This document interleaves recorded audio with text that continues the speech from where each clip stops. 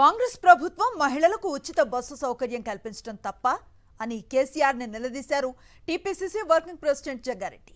ఆర్టీసీని కేసీఆర్ కనుమరుగు చేస్తే ఆర్టీసీకి ప్రాణం పోసిన ఘనత రాహుల్ గాంధీదని, అమలు చేసిన ఘనత సీఎం రేవంత్, మంత్రి పొన్నంది అన్నారు.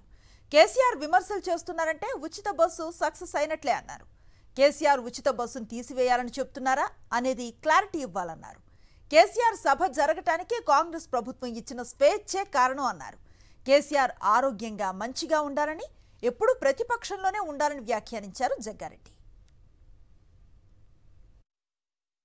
సంవత్సరానికి 4,000 కోట్లు మహిళల కోసం కేటాయించిన చరిత్ర కాంగ్రెస్ గవర్నమెంట్ ఇది. సీఎం రేవంత్ రెడ్డి గారు, పొన్నం ప్రభాకర్ గారు, రాహుల్ గాంధీ గారి యొక్క నాయకత్వంలో. అంటే ఇప్పుడు మీ ఉద్దేశం ఏది? ఉచిత బస్సు ప్రయాణం తీసేయమంటారా కేసీఆర్ గారు? మా ప్రశ్న అది. క్లారిటీ ఇవ్వండి. మా క్లారిటీ ఇవ్వండి. ఏంటంటే ఉచిత బస్సు ప్రయాణం మీరు తీసేయమంటున్నారా కేసీఆర్ గారిని నేను అడుగుతున్నా.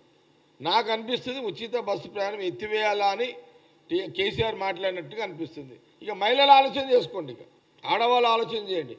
ఈరోజు కూడా కేసీఆర్ గారు సభ అంత సక్సెస్ కావడం కారణం కూడా మేమిచ్చిన స్వతంత్రమే, మేమిచ్చిన స్వేచ్ఛలను అంత పెద్ద సభ పెట్టి లేని ఉన్నట్టుగా, ఉన్నే లేనట్టుగా చెప్పే స్వేచ్ఛను కూడా నీకు ఇచ్చేసినాం.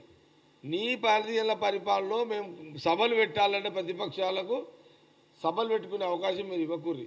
పోలీసులు అడ్డగిస్తుర్రు, పోలీసులు ఎక్కడ పడితే అక్కడ ఆపుతుర్రి.